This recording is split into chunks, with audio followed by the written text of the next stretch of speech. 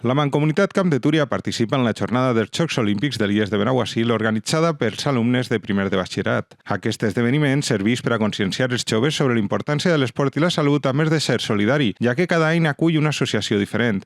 Enguany, repeteix com a convidada a Socide, Comunitat Valenciana, Associació de Persones Sordcegues de la Comunitat Valenciana, que ha volgut visibilitzar la seva tasca. Explica Fernando Viana, vicepresident de Socide. Para Socide y las personas sordociegas venir aquí a las jornadas de deportes es muy interesante porque así los jóvenes pueden concienciarse de que existimos. La jornada ha comptat amb la col·laboració dels ajuntaments de Benissanó, Benaguasil, la Mancomunitat Camp de Túria, Socide CV i la cooperativa de Benaguasil, que ha volgut obsequiar els assistents amb taronges.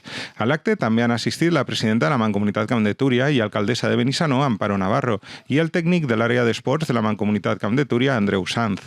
Amparo Navarro, presidenta de la Mancomunitat Camp de Túria, ha destacat: un any més, l'Institut de Benaguasil celebra el Dia de l'Esport i, com no pot ser d'una altra manera, la Mancomunitat col·labora i recolza totes les activitats que va ser en favor de l'esport i les activitats saludables. Per la seva banda, Mara Josep Cebrián, directora de l'IES de Benaguasil, destaca la importància per al Centre de la Salut i el treball en equip. Bé, l'Institut de Benaguasil ja portem uns quants anys celebrant la jornada dels esports perquè ens agrada també durant un dia empoderar esport, la convivència, la inclusió, perquè per a nosaltres hi ha una combinació, no? La salut és importantíssima també i treballar en equip. I quina millor manera que fer-ho que fent esport.